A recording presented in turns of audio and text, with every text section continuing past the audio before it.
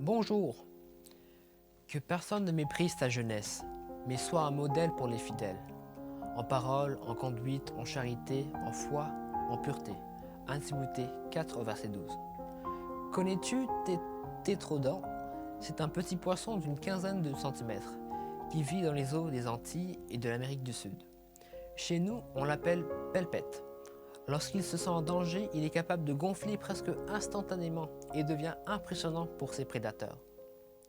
Il a un proche parent, le diodon, qui peut aussi gonfler face à un danger et qui, plus, possède de nombreuses épines sur le corps, qu'on appelle poisson armé du poisson porc épic. Mais revenons-en à notre tétrodon.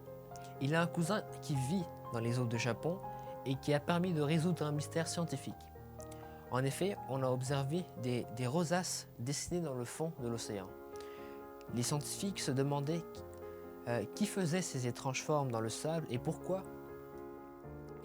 Finalement, les biologistes japonais ont pu avoir la réponse il y a quelques années. Ils ont observé le tétrodon en train de dessiner une rosace dans le sable, avec son corps et ses nageoires. C'est un poisson mâle qui dessine le rosace, qui est en fait en nid. Le dessin de cette sculpture de sable lui prend environ une semaine. Puis, une femelle arrive, l'inspecte l'ouvrage et décide ou non de s'accoupler avec le mâle. Les œufs sont ensuite déposés dans la rosace.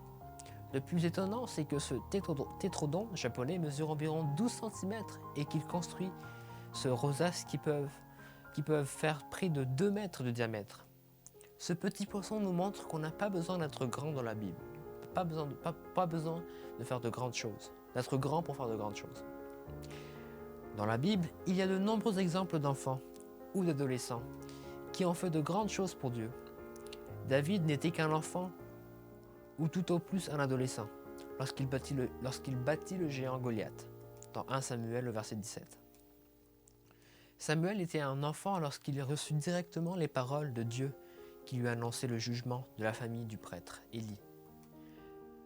La petite servante de Naaman fut celle qui lui fit connaître le vrai Dieu et lui permit d'obtenir la guérison, dans 2 Rois 5, versets 1 à 19.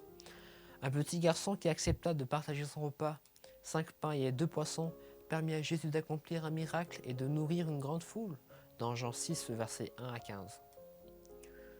Le neveu de Paul, un jeune garçon, avertit l'officier militaire romain qu'on voulait tuer son oncle et déjoua ainsi un attentat contre l'apôtre, dans Actes 23, versets 12 à 22.